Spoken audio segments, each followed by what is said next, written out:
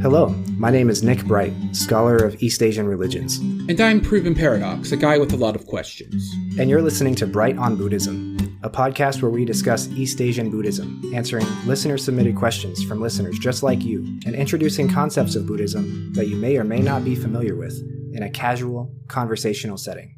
Enjoy. Here, what is the default state of existence? Well, according to the early sermons, it is dukkha, or unsatisfactoriness. The Buddha may have said that early on, but he later clarified that is only the presentation of things in reality. In true freedom from dukkha, one could see clearly the truth of emptiness.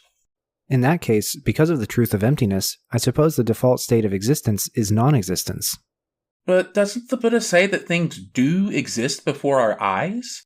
It's just that they are subject to impermanence and causality, and so they arise, they change, they cease. This is true, and all things do share this quality. Thus, as a result, it would seem that one could understand all things through understanding this one thing. Also true. Knowing this, what do you think is the default state of existence? I think you were right before that it's non-existence, but also I suppose it might be everythingness?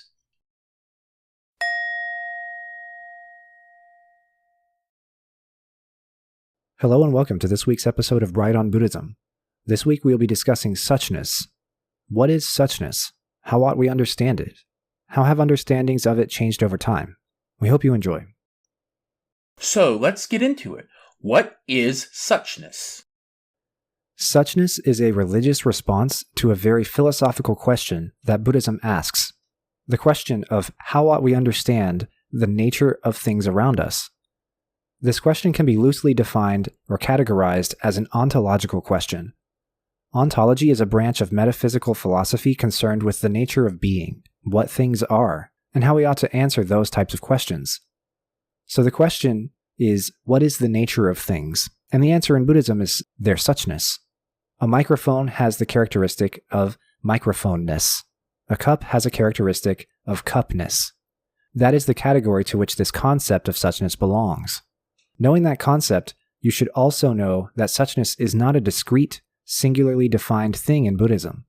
It's simply a shorthand reference to a given Buddhist text or thinker's presentation of the answer to the question, what is the nature of things? In the framework of the 5 aggregates and the 3 dharma seals of emptiness, impermanence, and dukkha, suchness is a characteristic of things to be perceived and experienced. Remember that consciousness in Buddhism blurs and complicates the line that distinguishes perception and experience. So if you cognize something, you are both perceiving and experiencing it. Suchness can be a sense object of the sense of mind, meaning that you can think of it and mentally perceive it, but it is also regarded as being a characteristic of every single thing in reality. Suchness is referred to as ta in Sanskrit and Pali, Junru in Chinese, and Shinyo in Japanese. It refers to the way that something is in the total absence of any concepts, notions, ideas, and perceptions imposed by our consciousness onto reality. We've talked a lot about how calculative, discriminatory, and categorical thinking are impositions onto the world around us. When humans perceive something physical, the brain categorizes it by color, shape, weight, texture, temperature, use, function, origin, type, material, associated memories, and so much more. So let's explain suchness within the scheme of cognition as it is presented in Buddhism. According to the Buddhist scheme of cognition, one of the first things we cognize is whether the sensations that the thing that we're perceiving causes for us are positive or negative. Does this thing hurt or not? Next, we cognize other categorical sensory information, such as the microphone is black, the Google Doc is white, etc. This all helps us categorize and discriminate. We cognize that something is A and not B. This is a microphone and not a car tire. This is a chair and not an animal. If we continue to reflect on our cognition, then we cognize the thing's function, type, constituent material, and so on. We cognize what the thing is made of and what it does. The microphone records my voice and is mostly metal and plastic. Then we cognize whatever memories are associated with the thing, how we feel about the thing, whether we like it or not, etc. Most of this cognition happens so fast that we don't even realize it's happening on a daily basis. At its core, this process is a survival mechanism. It is how our brains are able to effectively and safely interact with the outside world. It's also, however, a filter and an essentialization applied by the brain onto the thing being perceived or onto all of reality itself. I've spoken on this before. I may cognize the microphone as black, but my eyes only see a limited range of wavelengths of light. The microphone cannot be defined by its blackness because that color is an artifact of my eyes, not an artifact of reality itself. I might try to define the microphone by its function as a recording device, but the way I use it is only a reflection of something that I desire to be the case. I have a desire to record my voice, and so I use the device for that. But that's not its only possible function, so it cannot be defined by its function.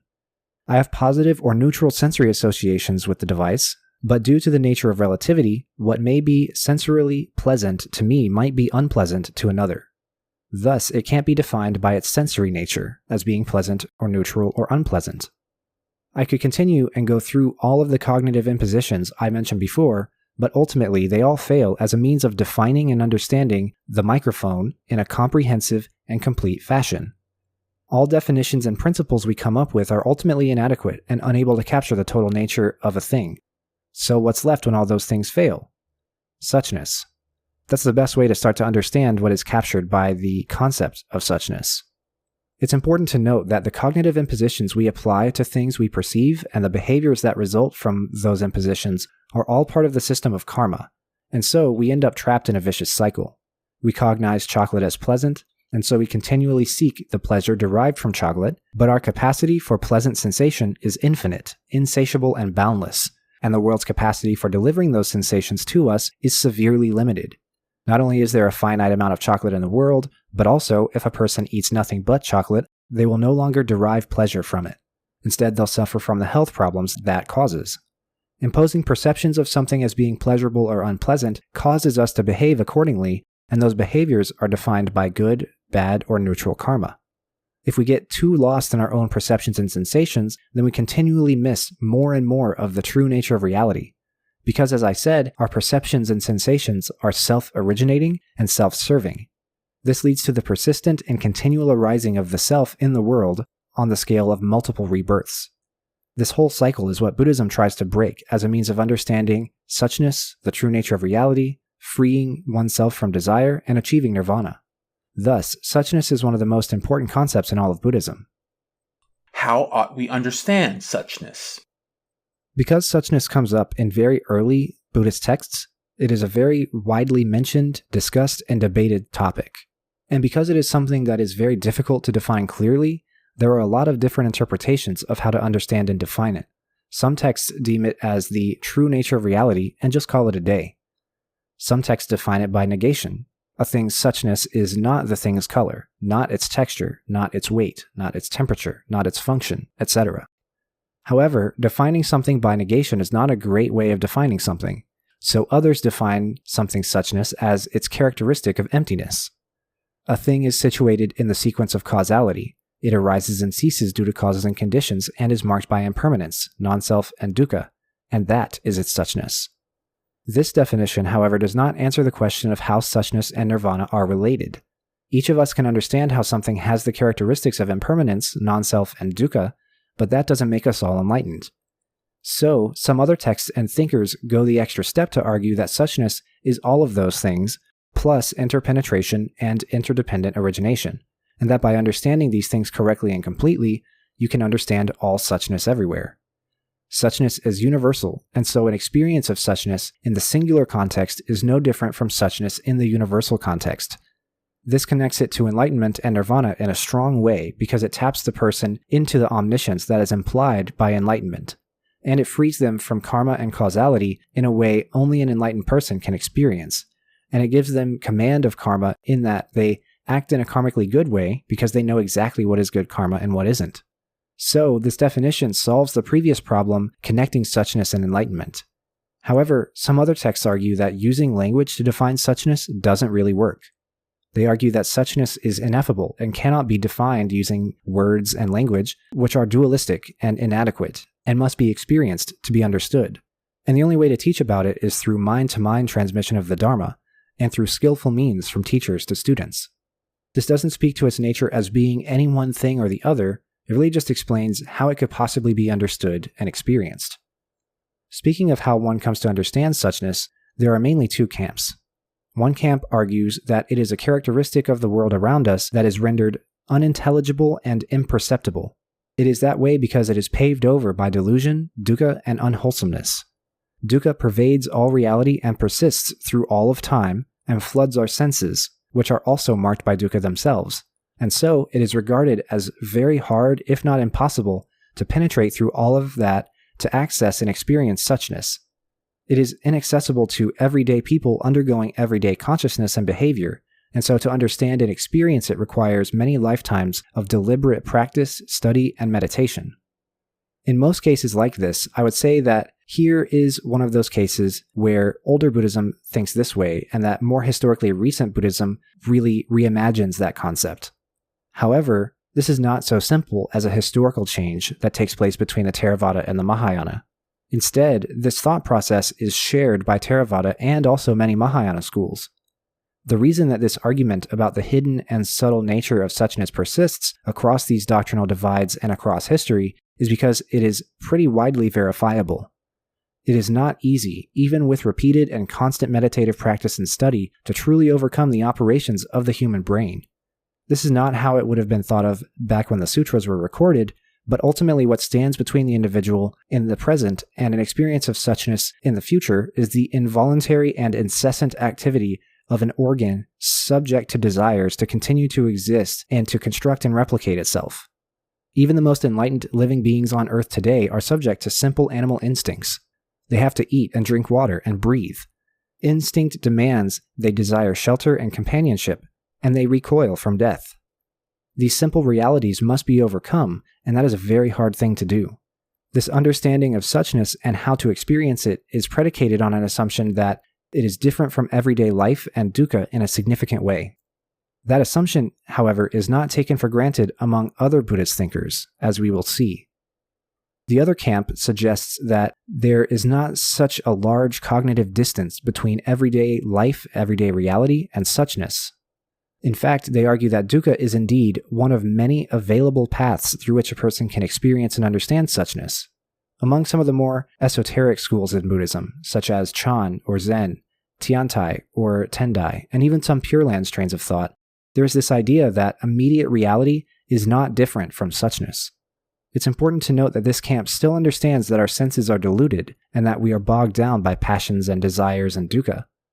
Instead, however, the difference is that these schools affirm and elevate the fact that all things render the Dharma intelligible and perceptible.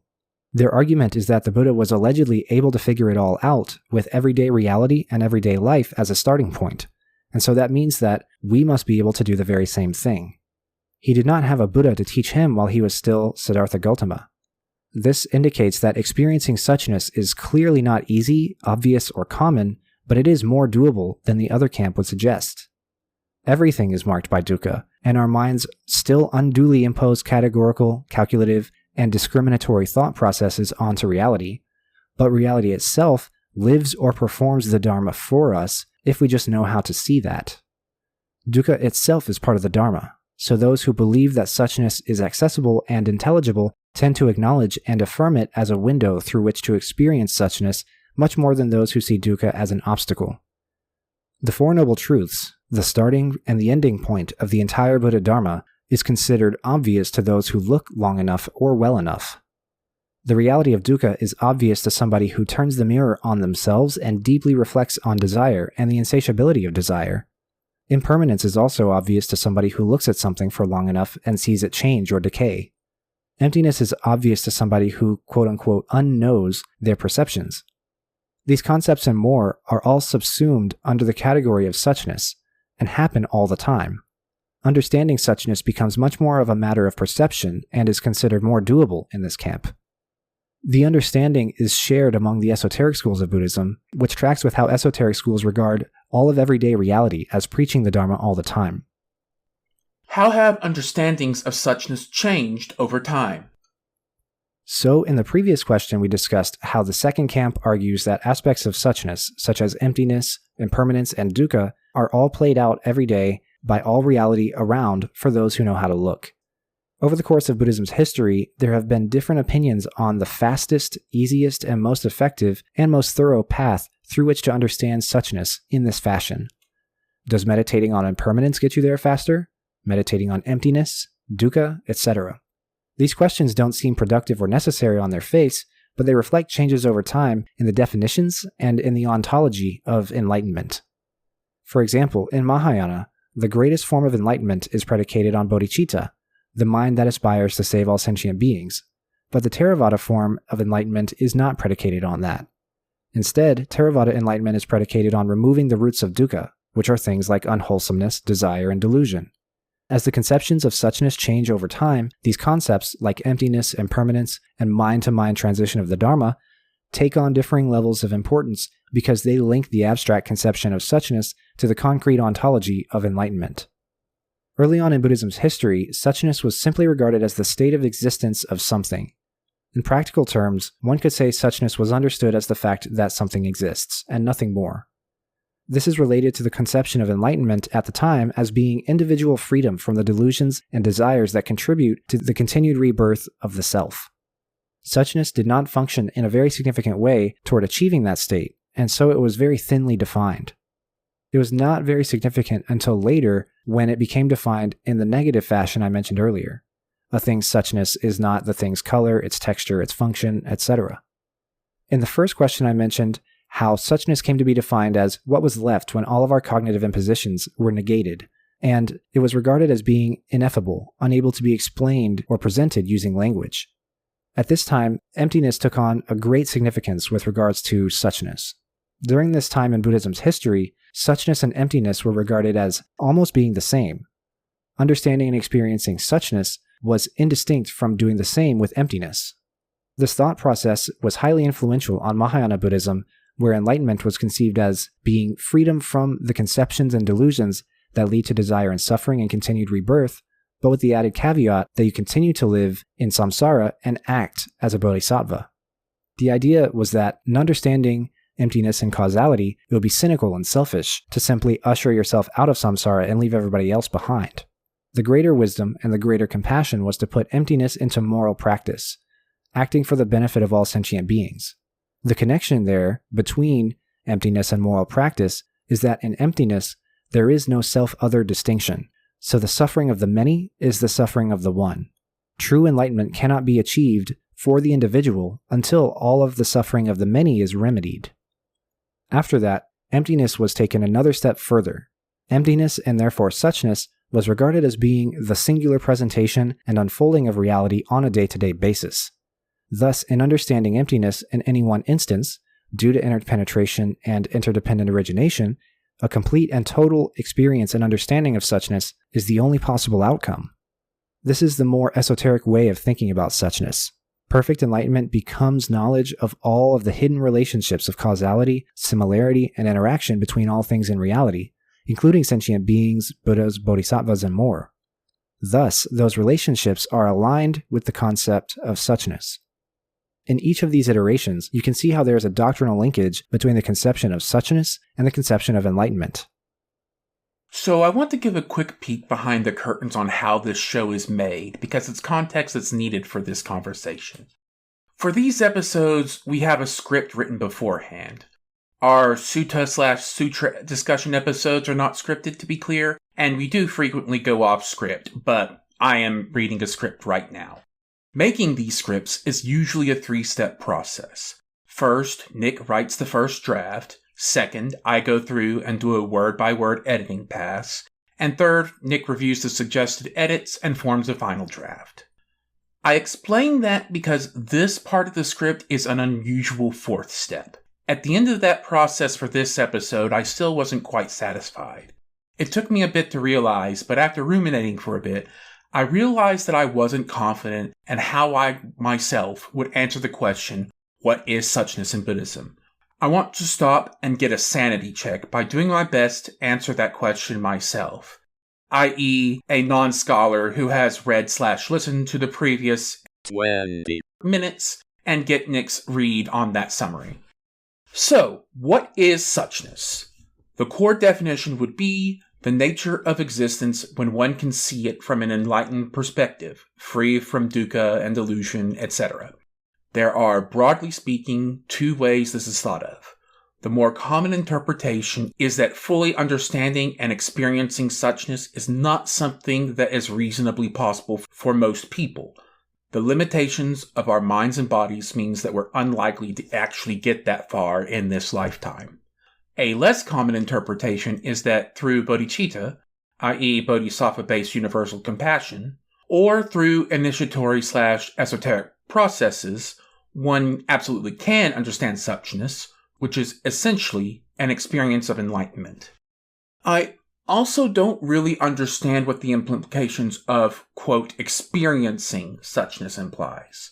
That seems like a strange verb to use for the concept I just described. It seems like something you look at and see rather than experience.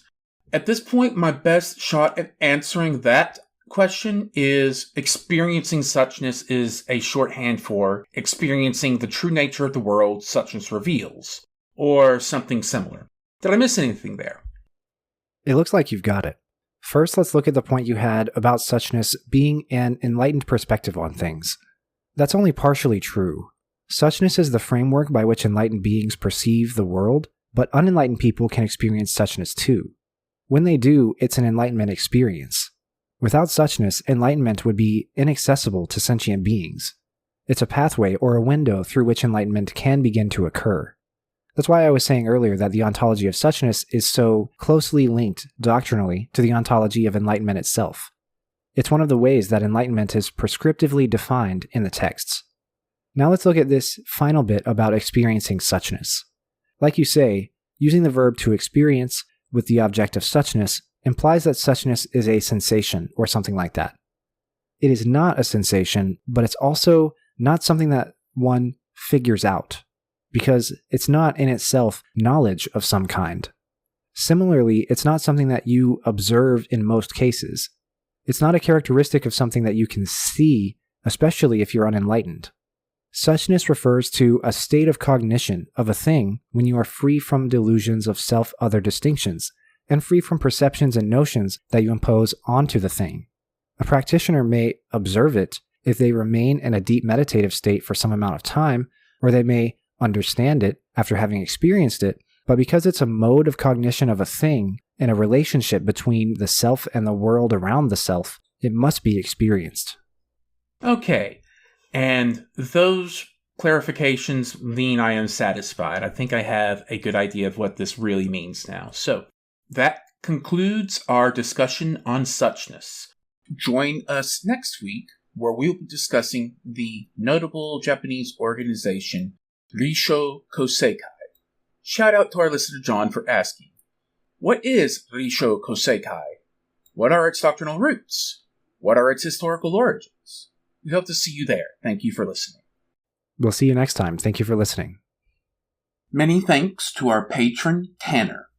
If you would like to join him, please take a look at patreon.com/brightonbuddhism. We thank you for your support. My name is Nick Bright, scholar of East Asian religions and the voice of Hearer. And I'm Docs, editor, question asker, producer, and voice of Hermit. And this has been Bright on Buddhism. Thank you for listening. If you like our podcast, or if you have a question you'd like for us to discuss, we'd love to hear from you. Please consider leaving a comment, a review, or subscribing, or joining us on social media. Email us at bright.on.buddhism@gmail.com, or find us on Patreon at patreon.com/brightonbuddhism. As always, citations and resources for this episode can be found in the show notes. Thank you.